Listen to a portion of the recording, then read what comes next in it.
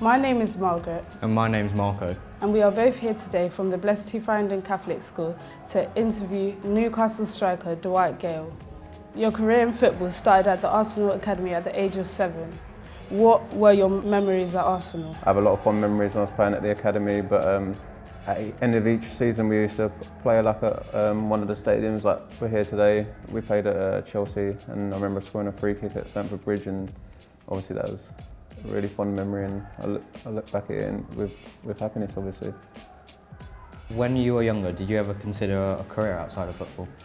No, obviously, growing up, obviously looked up to a lot of footballers and I loved the game. And up till about 16, I always wanted to be a footballer, and then when I left school, I obviously had to try and look for something else because I needed another job, and I started being a carpenter for a few years, and luckily I fell back into football and I haven't looked back since.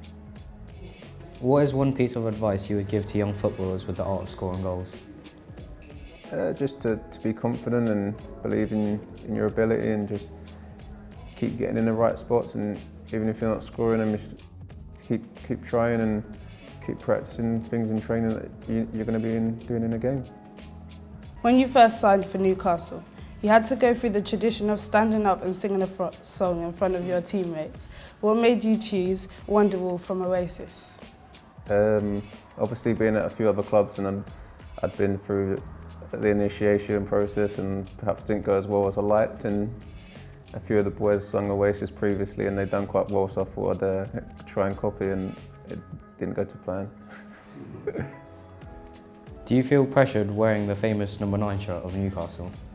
I try not to think about it too much really. Obviously, once you get onto the pitch you sort of forget about the pressures and just try and focus on what the manager and the players need for you to perform at your best level. And I think other than really when you're out in the town and speak to other locals, you try not to think about it too much.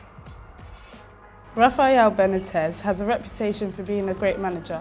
How good is he? He's up there with one of the best in the world.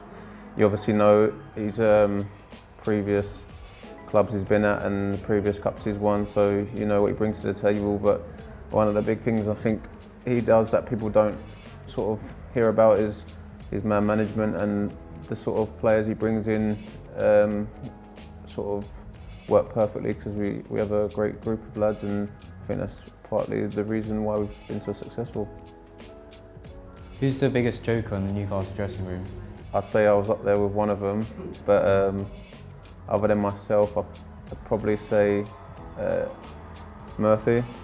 He's quite funny and doesn't really care about making himself look like an idiot, and he just does what he wants really. It's pretty funny. Who's the most skillful teammate you've ever played with? I'd have to say probably Wilfried Zaha. You've obviously seen how well he's doing recently and the skills he's got. He was one of the hardest players to obviously contain in training, and some of the things he used to do was crazy. Who did you vote as the Premier League Player of the Year? If I'm honest, I think I voted De Bruyne at the time.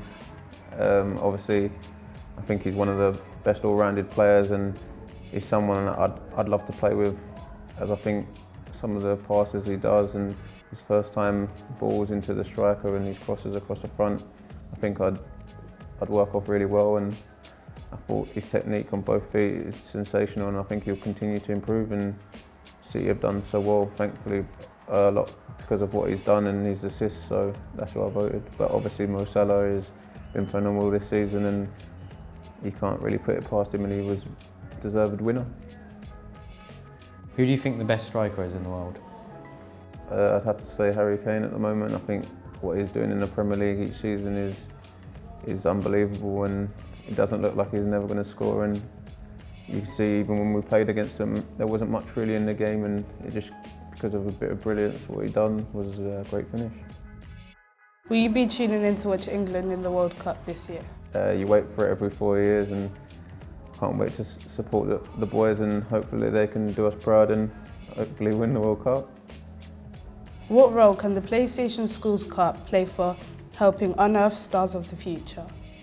Obviously, you see out there today how many academy boys there are, and there's obviously players there who are going to get scouted from these events. So it's a great opportunity to give players who have not perhaps been picked up yet to show their capabilities of playing at that high level. Thank you for answering our questions today. My pleasure. You've done really well.